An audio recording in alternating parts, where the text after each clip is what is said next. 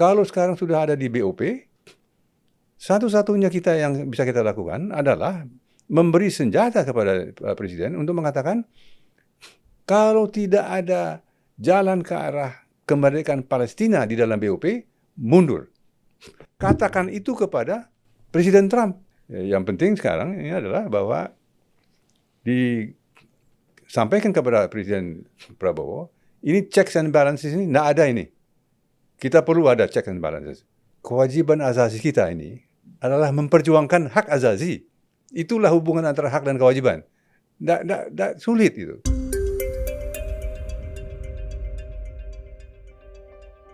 Kita jumpa kembali dalam Quo Vadis Indonesia.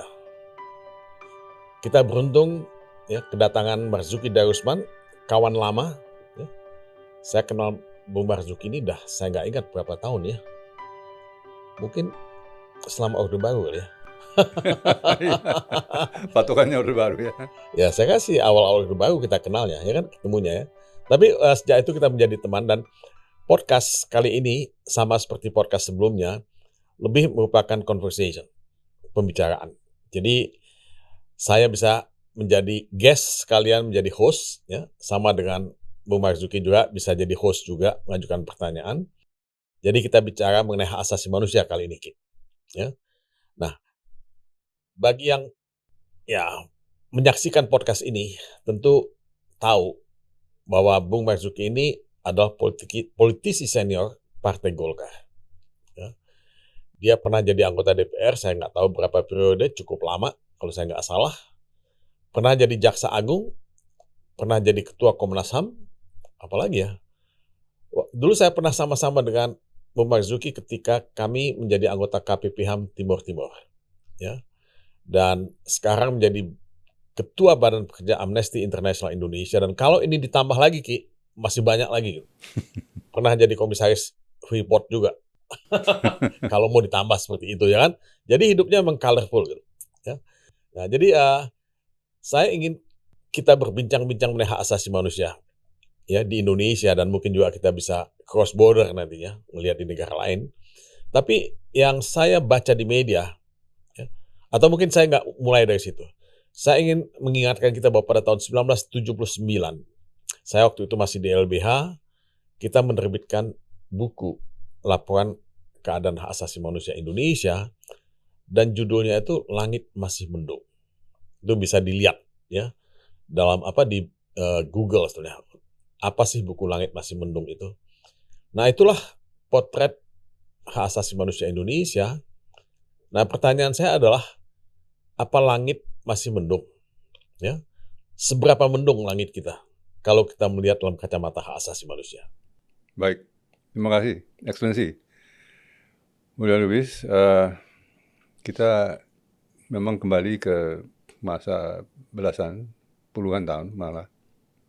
Saya terus terang juga terinspirasi oleh buku yang ditulis oleh Mulia Lubis mengenai hak asasi manusia. Buku yang pada waktu itu sangat langka, buku-buku yang mengangkat tema hak asasi manusia.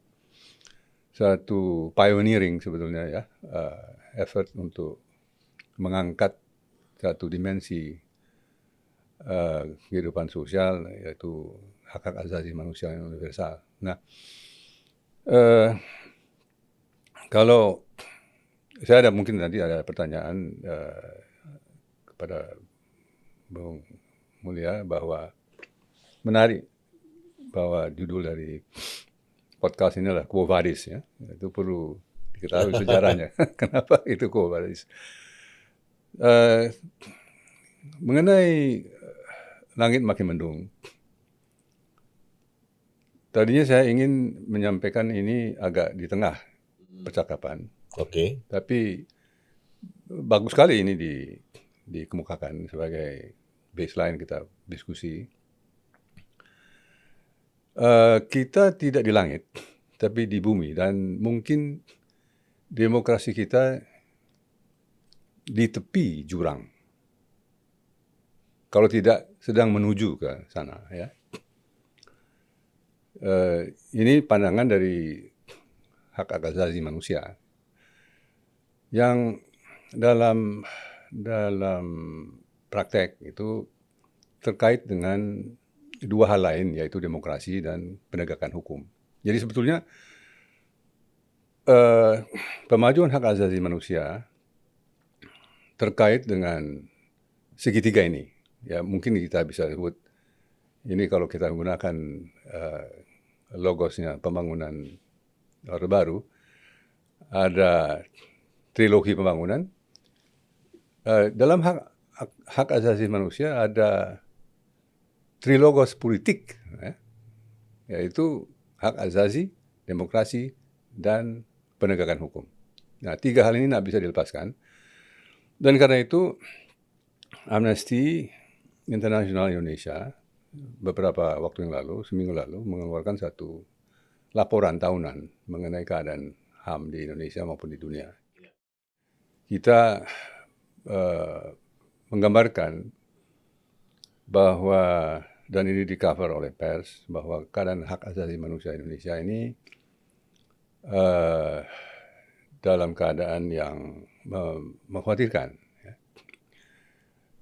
Mengkhawatirkan oleh karena demokrasi dan penegakan hukum tidak menjadi bagian yang integral dengan pemajuan hak asasi manusia.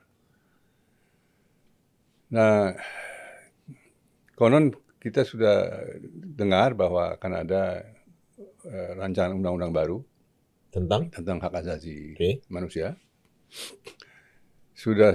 Kita sudah bisa membaca sedikit banyak di situ. Tapi sebelum ke sana nanti, mungkin yang kita perlu bahas ialah mengenai dua hal tadi, kecuali hak asasi manusia, ya, yaitu masalah penegakan hukum dan demokrasi. Mengapa kita sampai pada keadaan sekarang ini seperti ini, ya? Ada sebabnya, dan Quo Vadis itulah kita sekarang dari sini kemana ke depan. Oke. Ya, jadi menurut Anda sebabnya apa gitu? Sebab kalau membaca laporan Amnesty International yang paling mutakhir, ya ini Indonesia ini betul-betul semakin mendung kalau melihat itu, ya. Karena banyak sekali ya pelanggaran hak asasi manusia yang sistematis, ya, dilakukan di banyak tempat, dan ya secara normatif sebetulnya kita ya sudah cukup maju. Kita mengadopsi hampir semua ketentuan hak asasi manusia universal dalam berbagai dokumen hak asasi manusia internasional, tetapi ya tetap implementasinya tidak bisa tidak bisa membuktikan bahwa ketentuan hak asasi manusia yang normatif itu dihormati. Kan ini persoalannya. Dari dulu ya itu soal kita. Secara normatif kita oke, ya, tapi seperti dikatakan oleh Vijay, ya dia menjadi Marxist not because he read Karl Marx. Kita juga mungkin harus mengatakan bahwa punya dokumen hak asasi manusia internasional yang begitu banyak yang sudah diratifikasi, itu tidak menjamin kita hormat pada hak asasi manusia. Not because we ratified all these human rights instruments, international human rights instruments, tapi ya di dalam negeri ini nggak ngerti gitu. Jadi ada gap gitu antara international human rights instrument dengan implementasi hak asasi manusia di tingkat lapangan. Ya, itu baseline kita ya, untuk bisa kita bahas secara sehat mengenai keadaan kita ini dari segi hak asasi. Bahwa ancaman utama terhadap pelaksanaan hak asasi manusia itu adalah kekerasan. Violence, ya, kekerasan. Dan kekerasan itu bersumber pada kekuasaan. Nah, kita ada problem kekuasaan sebetulnya. Dan karena itu ini yang menjadi persoalan kita ke depan, bagaimana sistem politik kita ini bisa mengendalikan kekuasaan dan tidak melepas pada logika dari kekuasaan itu sendiri, yaitu menghimpun dan membangun kekuasaan dengan kekuasaan. Nah, kenapa kita bisa membayangkan bahwa karena kita ini di tepi jurang, ialah oleh karena demokrasi kita tidak punya checks and balances. Ya. Yang ada mungkin cash check dan balance sheet yang ada. Ya. Selama itu tidak ada, maka demokrasi juga dalam kondisi yang rawan. Ya. Dan dengan demikian berdampak kepada pelaksanaan hak asasi manusia. Tadi Bung Mulya katakan hukum kita juga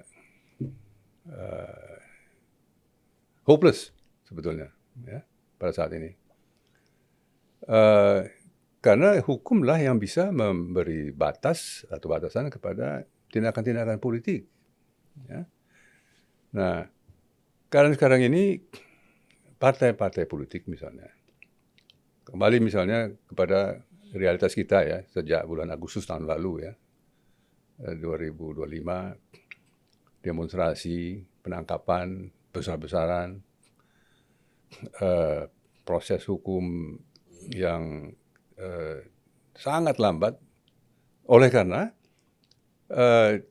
penangkapan itu di seluruh Indonesia, jumlah hakim tidak memungkinkan untuk memproses pengadilan secara cepat di daerah, maka ini sudah sampai hampir 1 tahun, hanya oleh karena tidak ada efisiensi di dalam pelaksanaan hukum. Ya. Itu dari segi manpower saja. Tapi kembali kepada partai-partai politik ini, andai kata partai politik mempunyai kemampuan untuk melakukan checks and balance itu, maka tidak perlu terjadi itu. Ya. Tapi partai politik sekarang sudah menjadi bagian dari aparat stabilitas. Disebut koalisi Indonesia Maju, ya baiklah itu. Tapi ini juga akibat dari proses depolitisasi yang bertahun-tahun sejak Orde Baru. Dan dengan demikian partai politik menjadi, tadi saya sebut, menjadi bagian dari aparat stabilitas politik, bukan sebagai lembaga penyalur aspirasi. Nah, ini tantangan tentu ke depan ya, dan kita harapkan bahwa 4 kali kepresidenan ya sejak peralihan dari Orde Baru membawa bangsa ke arah yang lebih baik ya, ke depan. Dan ini juga problem ini sumber daya. Politik kita ini dari segi sumber daya mungkin hanya bisa menampung atau mengaktifkan 3 atau paling banyak 4 partai nasional. Selebih dari itu, tidak ada sumber daya politik kita ini untuk mengatur partai politik yang mempunyai jangkauan nasional. Sekarang ada belasan partai. Ya. Nah, saya tidak menganjurkan akan ada penyederhanaan jumlah partai. Itu bisa dilakukan secara alamiah. Ya.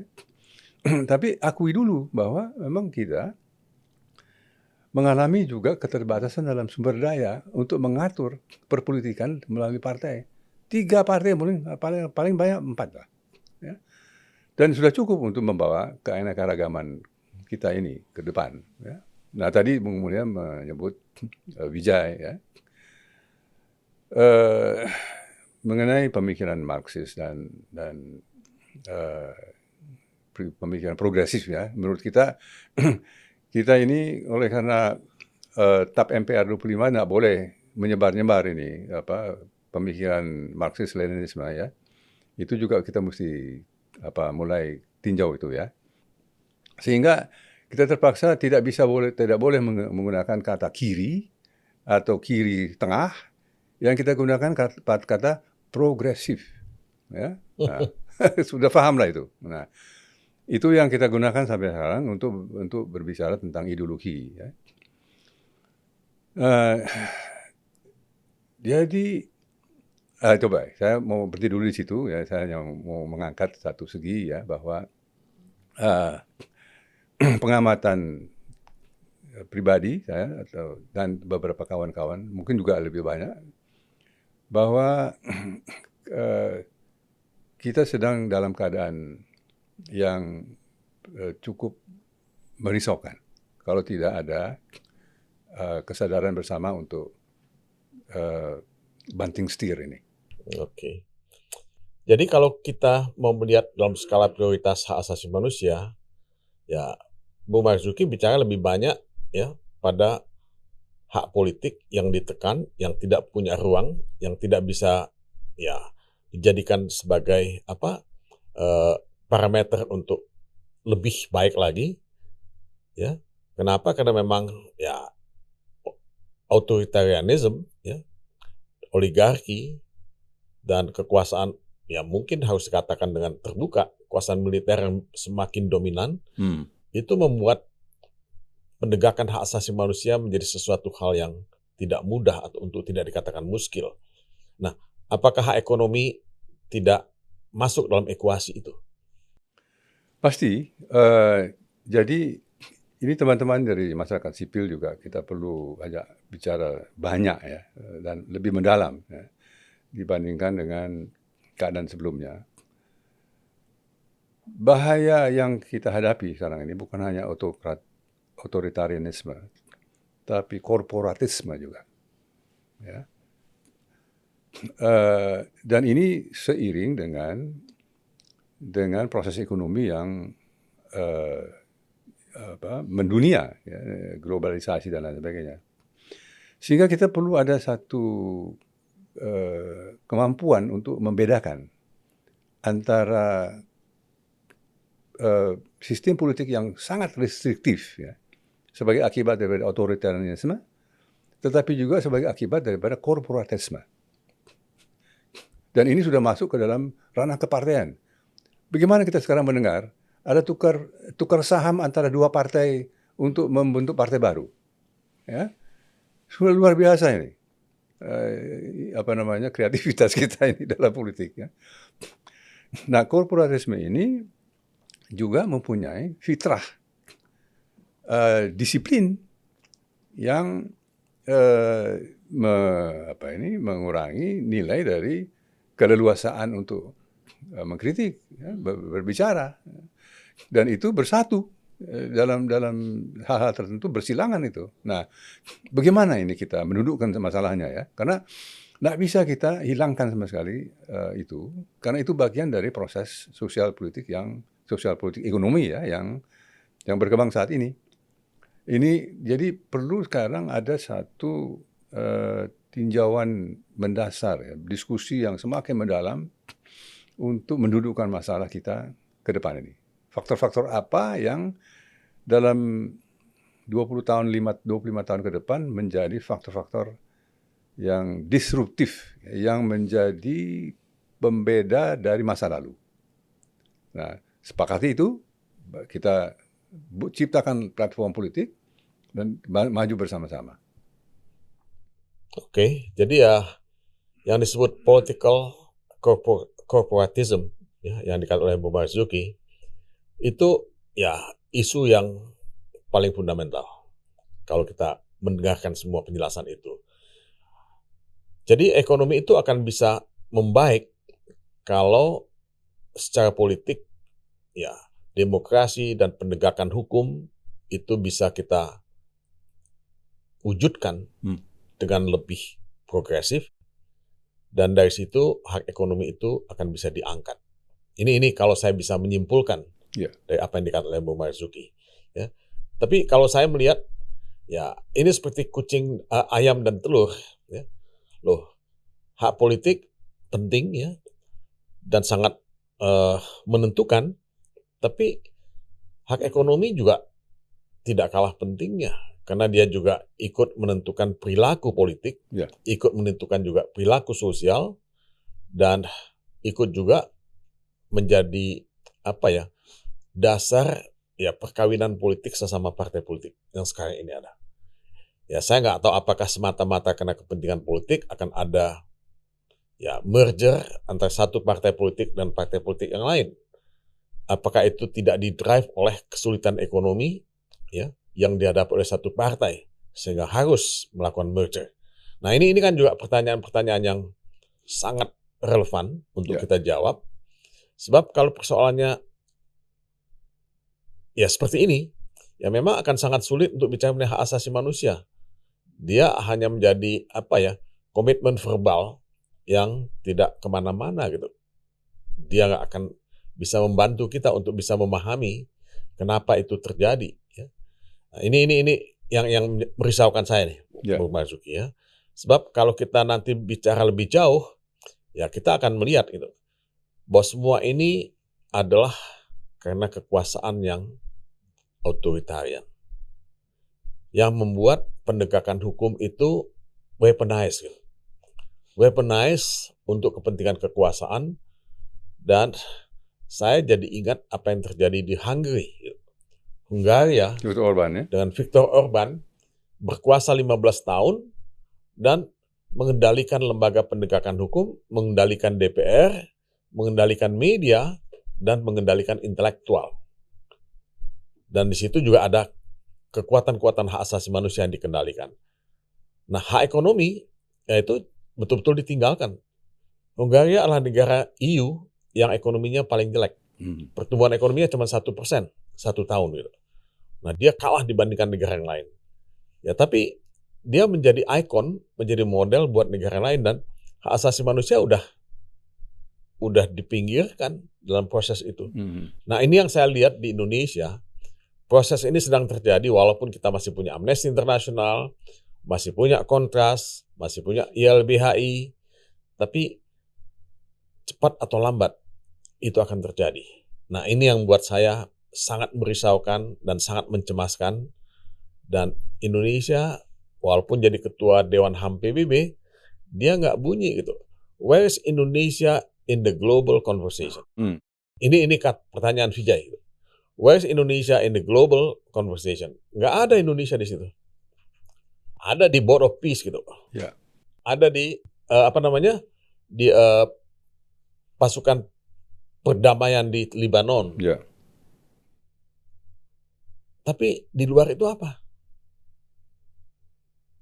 Nah, saya ingin mendengar perspektif Anda soal ini. Ya. Menarik sekali tadi disinggung Viktor Orban ya. Saya tanya juga pada Vijay waktu itu.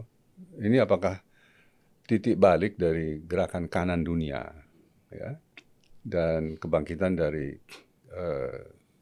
kiri lah ya, kiri tengah gitu. Dia bilang mungkin itu terjadi.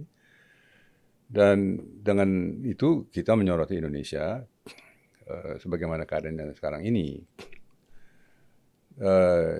Banyak sekali tema tadi yang disampaikan oleh Bung Mulya ya, yang kita perlu cover. Tapi dalam waktu yang singkat ini, pertama mengenai militerisasi ya. Nah, dalam masa 2 tahun ini, fitrah negara kita, fitrah bangsa kita mengalami perubahan.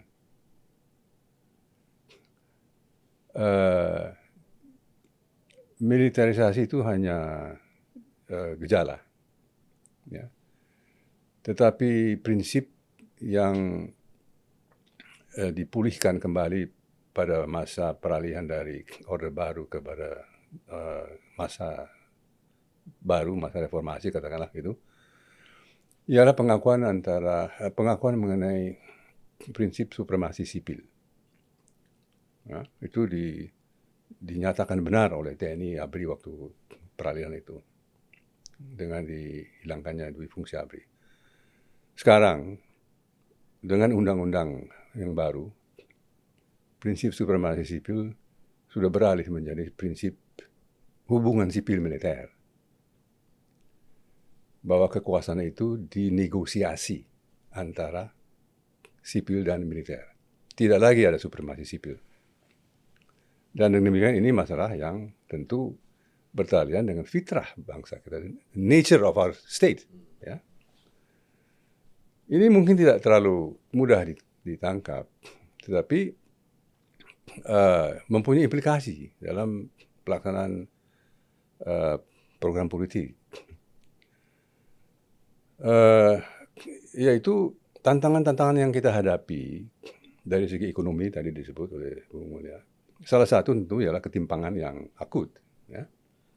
1% penduduk kita menguasai 40-60% aset nasional. Itu tidak normal. Walaupun dikatakan Gini koefisien kita makin baik, makin dan lain sebagainya, itu realitasnya tidak begitu. Ya. Masyarakat kita ini dalam posisi yang lemah betul-betul. Ya. Nah, ini ingin dikatakanlah tadi juga ini bersambungan dengan apa yang dikatakan Bung Mulya mengenai ketidakhadiran kita di dunia internasional. Yang kita lihat Presiden Prabowo ini ingin merektifai itu rupanya, ya, meluruskan ini dengan memberikan penekanan kepada politik luar negeri kita. Sudah benar bahwa politik luar negeri kita ini untuk sementara dijalankan pada tingkat kepresidenan, ya, sehingga politik luar negeri ini mengungguli politik pertahanan, ya, mestinya begitu. Nah, tapi di dalam negeri apa yang dihasilkan dari luar negeri memerlukan diakui tantangan-tantangan yang juga ingin dikejar melalui beberapa program yang sekarang ini terkenal, yaitu MBG, Koperasi Merah Putih, pemeriksaan kesehatan gratis, sekolah rakyat, ya. Dan dengan demikian menimbulkan satu pemahaman bahwa ini kita sedang beralih total dalam arah nasional kita, ya. Sehingga tidak lagi hanya kontinuitas dari masa yang lalu. Nah, ambillah MBG misalnya, banyak kritik, tetapi MBG ini dalam kajian, ya, internasional, ini menarik, oleh tim yang dipimpin oleh seorang ekonom perempuan yang terkemuka sekarang pada masa ini, yaitu Dr. Mariana Mazzucato. Nah, ini menarik caranya dia meneliti. Dia meneliti jumlah pemain sepak bola Afrika yang begitu maju dalam 10 tahun terakhir ini.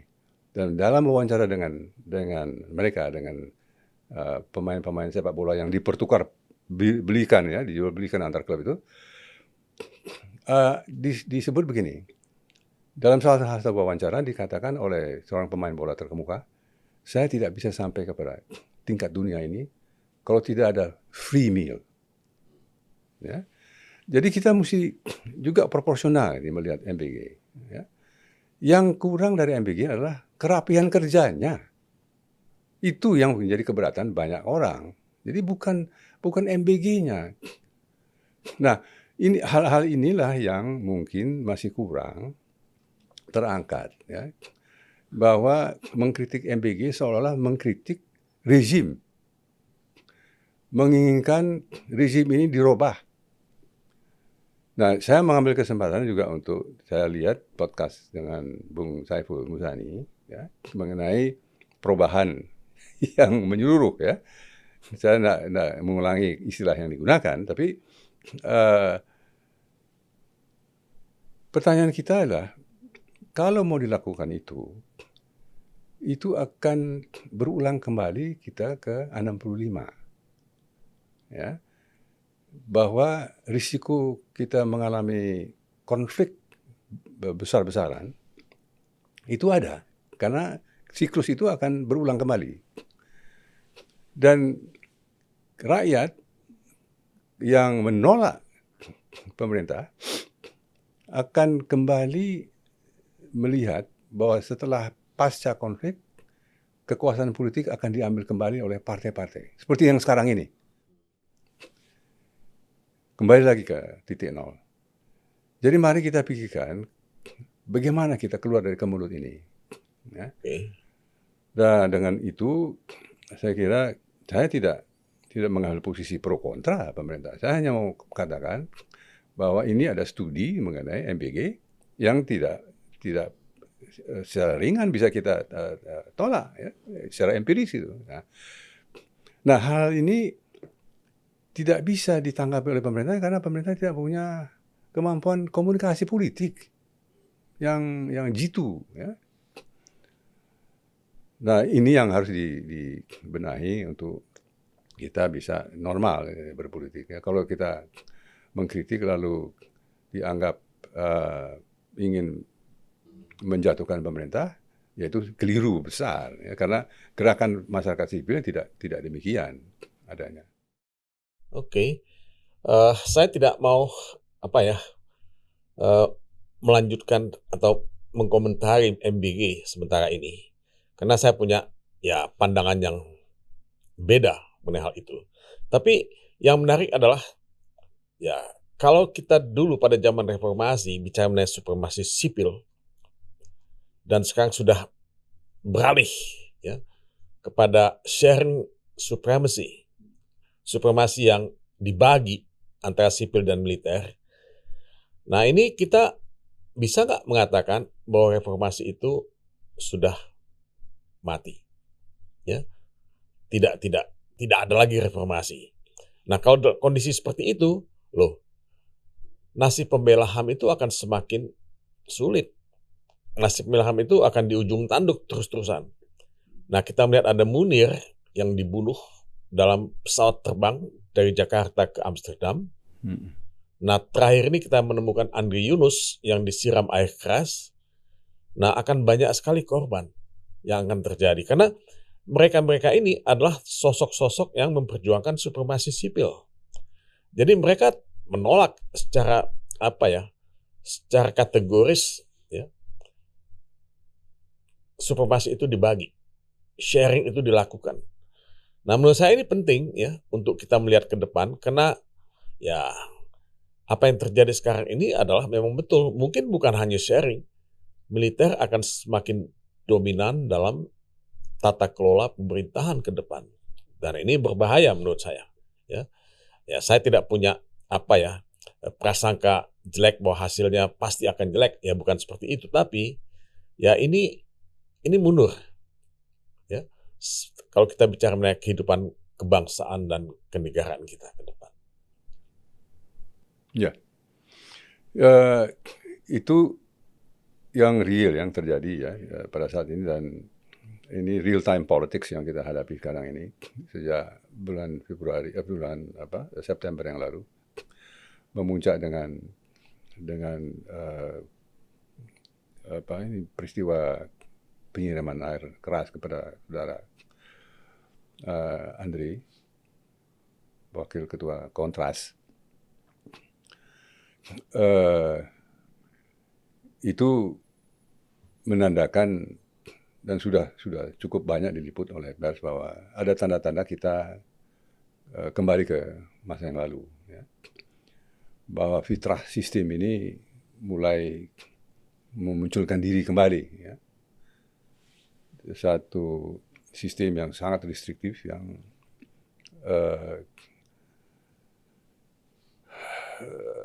membatasi ruang bagi hak asasi manusia, penyampaian pendapat dan lain sebagainya itu. Berkumpul, kebebasan mengkritik. Ya. Kita tahu bahwa ini semua terjadi karena pemusatan kekuasaan. Satu kecenderungan untuk melakukan pemusatan kekuasaan yang sudah mulai bisa dicairkan ya, setelah reformasi, tetapi memuncak sekarang ini. Ya. Saya tidak mau katakan bahwa pemerintah sekarang ini perkecualian dari apa yang sudah diletakkan kembali, ya, normalisasi dari kehidupan politik setelah Orde Baru, supremasi sipil. Yang penting yang memang harus dilakukan adalah pengakuan dulu tentang keadaan kita ini. Ya. Dan dengan demikian memulihkan keadaan secara politik kembali kepada kondisi di mana supremasi sipil ini dipulihkan. Nah ini dilematis ya. Untuk bisa menciptakan reformasi perlu ada otoritas untuk mengembalikan ini kepada demokrasi ya. Ini selalu itu juga menjadi fitrah dari Orde Baru waktu itu ya. Jumlah partai yang begitu besar dikecilkan menjadi 3 partai dengan kekuasaan. Nah, itu kontradiksi sebetulnya ya. Tetapi itulah yang tidak ada di kita ini ya.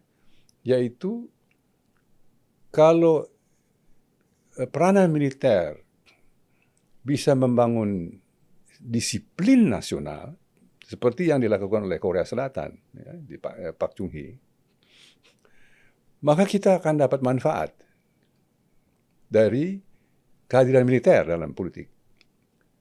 Disiplin nasional itu yang tidak diperoleh pada masa pasca reformasi ini.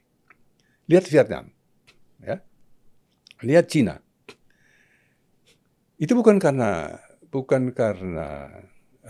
dia tidak mempunyai demokrasi, tetapi kemajuan yang dia capai itu oleh karena ada disiplin nasional.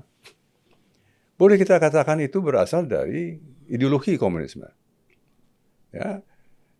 Tapi juga homogenitas dari bangsa itu juga membantu. Di Cina juga homogen. Kita sangat heterogen.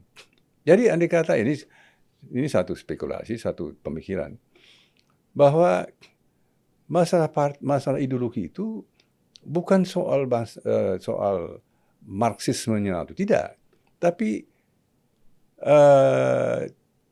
capaian sampingan yaitu disiplin yang diperoleh dari suatu penggarisan kehidupan bangsa yang tertib ya, yang ditujukan kepada satu tujuan tertentu, itulah yang sekarang kurang. Nah, saya nggak tahu raison d'être dari tentara di dalam politik itu apa. Kalau itu untuk membangkitkan disiplin nasional, silakan. Tapi buktikan itu dilakukan untuk membangun disiplin nasional ini untuk kita mengejar 2045 ya, katakanlah 2045 itu ya. Ini yang menjadi persoalan bagi kita. Bagaimana kita membangkitkan disiplin nasional untuk bisa mengurangi ketimpangan, untuk bisa mengurangi ekses penumpukan kekuasaan, korupsi, dan lain sebagainya. Itu saja tantangan kita ini, bagaimana membangkitkan disiplin nasional. Kalau tentara bisa jamin itu, silakan. Tapi kalau tidak bisa, mari kita tinjau segala hal ini ya, dan kalau perlu mulai dari awal, tapi tidak dengan cara mencapai itu melalui satu krisis yang berskala perang saudara seperti tahun 65. Oke. Ya mudah-mudahan saya tidak salah tangkap nih, Bung Marzuki, bahwa kita ingin kembali ke zaman Soeharto, ya, yang menegakkan disiplin nasional, melakukan penyederhanaan partai. Saya lebih percaya pada Amartya Sen sebetulnya, yang mengatakan bahwa kebebasan pers, kebebasan akademik, kebebasan berkumpul dan berserikat itu akan bisa mengkontain authoritarianism, akan bisa mengkontain kelaparan, famine misalnya, akan bisa mengkontain segala macam ya pelanggaran hak asasi manusia yang sistematis itu, ya. Karena memang ini dua kutub yang berbeda satu dengan yang lain. Saya kira sih pada awal-awalnya banyak orang, mungkin juga saya termasuk di situ, memberikan kesempatan kepada Soeharto untuk membangun Indonesia, memberikan kesejahteraan dan keadilan bagi rakyat Indonesia dengan disiplin yang dia terapkan. Tapi at the end of the day kita melihat bahwa disiplin nasional yang dipaksakan oleh pemerintahan Orde Baru itu membuat rakyat semakin termiskinkan. Walaupun sebetulnya pengentasan kemiskinan jalan, tapi gap itu sangat tinggi. Nah, mungkin Anda juga bisa bilang sekarang juga gap itu tetap tinggi, ya kan? Penduduk 1% itu menguasai 40% aset nasional. Ya, mungkin juga bisa lebih gitu. Tapi kalau harus memilih demokrasi dengan segala social cost yang kita punya, dengan otoritarianisme yang mungkin lebih disiplin, nah kita harus memilih yang mana? Ya. Pengertian disiplin nasional ini harus kita pahami ya.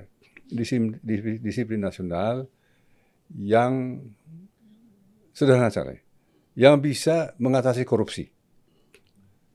Disiplin nasional dalam hal penegakan hukum. Ya. Disiplin nasional dalam menghormati hak asasi manusia.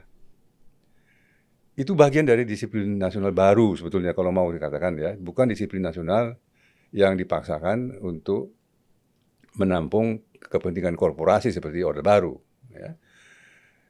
Menarik sekali tadi Bung Mulya mengangkat Amartya Sen, karena Amartya Sen lah yang menjadi inspirasi saya dan teman-teman dalam memahami hak asasi manusia. Amartya dalam mendefinisikan hak asasi manusia mempertanyakan bagaimana sebetulnya kita merumuskan itu, ya. Nah, tadi saya selintas menyinggung bahwa kita akan ada undang-undang HAM yang baru. Dalam definisi HAM di situ dikatakan bahwa hak asasi manusia adalah hak-hak yang dimiliki oleh seorang manusia karena dia manusia. Nah, di dalam definisi kita ini dihubungkan dengan karunia yang dilimpahkan oleh Tuhan Yang Maha Esa. Ya, nah, di sini ada problem. Kita tidak bisa buktikan bahwa itu dilimpahkan oleh karunia Tuhan Yang Maha Esa. Sebab kalau itu harus dibuktikan, maka hak asasi manusia menjadi instrumental, tidak intrinsik. Ya. Nah, mari kita ke Amartya Sen. Definisi hak asasi manusia oleh Amartya Sen itu dirumuskan dalam bentuk pertanyaan. Apa itu hak asasi manusia? Apakah itu sama dengan kebahagiaan? Hak asasi manusia itu baik, tapi orang juga mengatakan kebahagiaan itu penting. Nah, dalam nafas itu kita bicara mengenai hak asasi manusia ya. Jadi hak-hak yang dimiliki oleh manusia semata-mata oleh karena dirinya manusia. Nah, disiplin nasional kita ini harus dimulai disadari bahwa itu kekurangan yang kita alami dan kita kembali kepada bahwa tahun 65 ini kita beralih oleh karena ada konflik ideologi dengan komunisme. Tapi kalau kita lihat Vietnam sekarang, begitu maju di depan kita itu sistem komunisme. Kita lihat Cina, ya. Nah, bisa kita katakan bahwa disiplin yang kita bisa peroleh dari ideologi itu karena kita adalah bangsa yang sangat heterogen, maka kita tidak akan jadi Marxis gitu ya, karena Marxisme yang dogmatis itu tidak subur di tempat Indonesia yang begitu heterogen. Nah, jadi tidak usah kita berlebihan lah menjadikan masa lalu itu momok. Dan ini pertama kali ini saya kira ini yang harus kita atasi. Mari kita kembali apa yang terjadi pada masa yang lalu yang harus kita pulihkan agar supaya satu demi satu korban yang terjadi pada tahun 65 itu mempunyai wajah ya, kembali direkonstruksi 450 sampai 500 sampai 1 juta konon yang waktu itu korban dari perang saudara itu. Kalau sekarang ini mau diulang lagi, mari kita belajar dari sejarah itu ya. Nah, jalan keluarnya bagaimana? Ya mungkin kita harus canangkan bahwa kita perlu tinjau mengenai masa jabatan presiden misalnya, ya, ya yang itulah debat-debat yang secara politik kecendekiawanan bisa dilakukan untuk kita pulihkan keadaan demokrasi kita. Oke, nampaknya kita nggak bicara mengenai hak asasi manusia cukup detail sekarang ini. Tapi nggak apa-apa, karena hak asasi manusia itu juga hanya bisa tumbuh dalam kondisi yang sangat kondusif untuk penegakannya. Gitu. Tadi kita bicara mengenai demokrasi, mengenai penegakan hukum, dua hal yang sangat fundamental untuk penegakan hak asasi manusia. Tapi kan perubahan konstelasi politik, konstelasi sosial, nasional dan global ini nampaknya ikut menentukan apa yang terjadi di Indonesia sekarang ini. Nah, kenapa misalnya anggaran militer itu naik begitu tinggi di semua negara di dunia? Bukan hanya di Indonesia, tapi di Amerika, di semua negara Eropa, anggota NATO, di Afrika, di Jepang. Nah, Departemen Pertahanan Amerika kan namanya juga sudah berganti menjadi Department of War. Ya. Nah, ini ada satu environment, ekosistem yang berubah. Nah, kita melihat ya itu semua contagious, gitu. Menular. Karena dia sifatnya contagious, dia juga masuk ke Indonesia. Nah, ini yang mungkin terjadi, yang kita tidak akui, ya. Tapi saya kira ketegangan global ini ikut mewarnai konstelasi politik yang terbentuk pada akhir-akhir ini. Sehingga kalau banyak batalion militer yang dibentuk, banyak kodam yang dibentuk, banyak alutsista yang dibeli. Nah, ini semua tidak semata-mata karena Prabowo Subianto, Jenderal TNI yang menjadi presiden, tapi karena contagious, ya, sikap menular dari apa yang terjadi dalam geopolitik yang sekarang ini. Nah, ini yang saya anggap ya sulit untuk dibendung. Itu terjadi apalagi ada perang Iran terjadi. Nah, pertanyaan saya, ya, apakah hak asasi manusia masih punya tempat dan masih punya masa depan dalam konstelasi semacam ini? Apakah kita mesti menunggu cukup lama untuk bisa kembali bicara mengenai hak asasi manusia? Karena gini loh, Bung Marzuki, per hari ini aja kalau kita baca laporan Amnesty International, 295 pembela hak asasi manusia diserang. Itu 225 lah. 2025.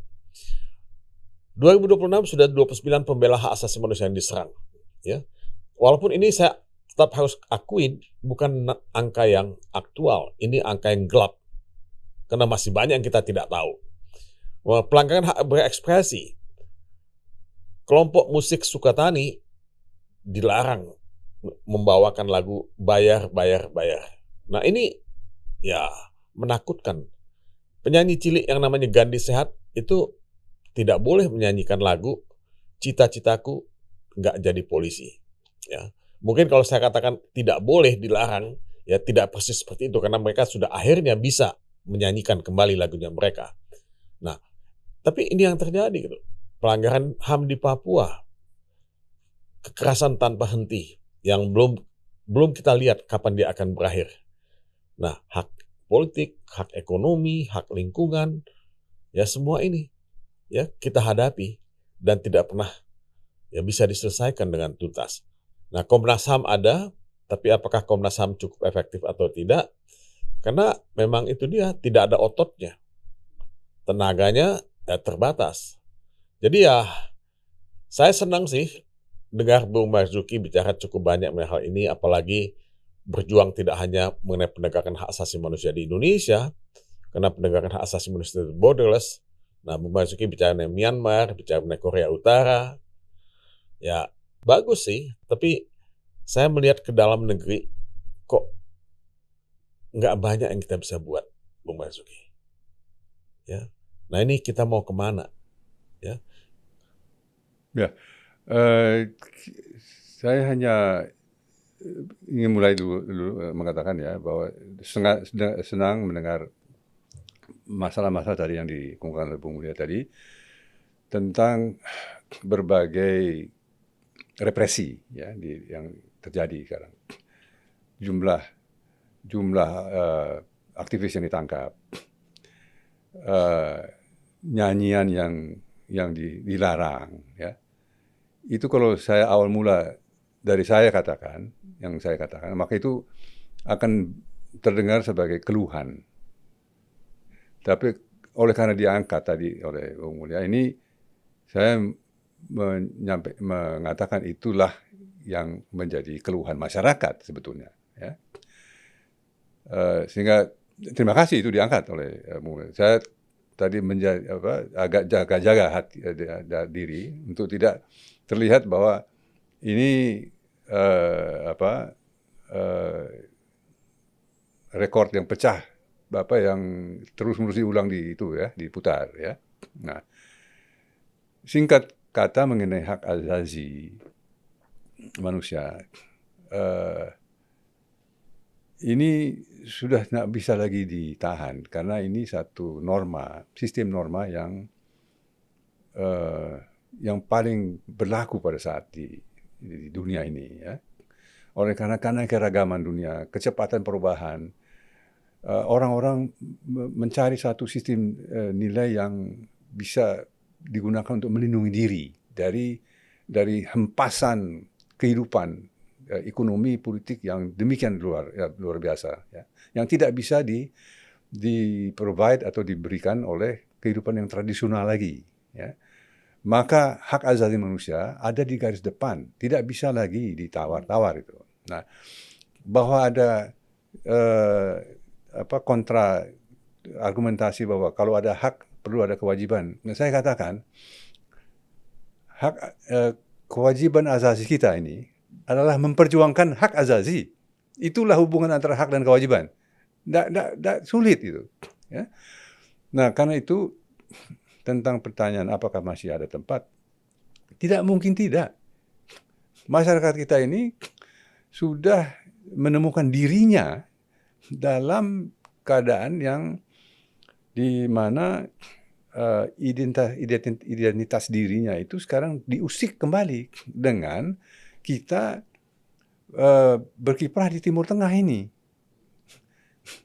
Soal non-blok, ya, soal kita pro kontra Israel itu menyentuh secara mendasar di kalbu satu demi satu orang-orang Indonesia, ya.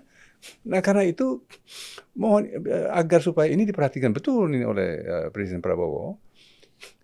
Kalau sekarang sudah ada di BOP, satu-satunya kita yang bisa kita lakukan adalah memberi senjata kepada Presiden untuk mengatakan kalau tidak ada jalan ke arah kemerdekaan Palestina di dalam BOP, mundur. Katakan itu kepada Presiden Trump. Itulah dukungan kita kepada Presiden.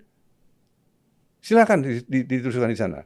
Tapi sampai satu saat, kalau ini tidak jalan ke arah Palestina merdeka, two nation state solution, mundur dari sana. Nah, jadi tidak benar bahwa masyarakat kita ini apatis, ya. Sangat hidup. Nah, sekarang ini kita perlu mengantar ini kelompok yang mungkin ada sejarah mengetahui apa yang terjadi tahun 65. Kita antar ini masyarakat dalam tahun-tahun terakhir ini agar supaya kita bisa melampaui ini senjang, ya, antara pemerintahan yang baru dengan kebangkitan kesadaran politik bangsa yang sekarang ini pada titik yang sudah mulai diartikulasikan secara begitu nyata di dalam kehidupan politik kita ini. Saya optimis bahwa ini bisa tanpa kita terjebak dalam krisis politik yang mendasar, ya. Yang penting sekarang ini adalah bahwa disampaikan kepada Presiden Prabowo, ini checks and balances ini tidak ada ini. Kita perlu ada checks and balances. Bagaimana? Ya itu silakan cari jalannya. Buka komunikasi. Jangan dikelilingi oleh orang-orang yang mau memelihara status quo. Ya. Jangan berfoya-foya juga di luar negeri. Oke. Ya, jangan ada insiden di istana. Apalagi semua itu diketahui. Nggak ada yang tidak diketahui dalam zaman medsos ini. Ya. Nah, karena itulah kembali kepada Quo Vadis kita, pemuda. Oke, saya sih menangkap semangat ya bahwa ya hak asasi manusia memang sudah satu hal yang tidak bisa dinegosiasikan. Dia harga mati, dia akan tetap ada. Walaupun kenyataannya ya banyak pelanggaran hak asasi manusia. Itu nggak bisa dibantah. Tapi dengan semua yang kita diskusikan, kompleksitas, ya, persoalan heterogenitas masyarakat dan kemudian juga democracy backsliding, saya kira kita punya punya semangat, punya inner spirit yang kita harus akuin ya cukup kuat di Indonesia, tapi sekaligus dia juga berhadapan dengan ya corporate authoritarianism yang juga cukup kuat.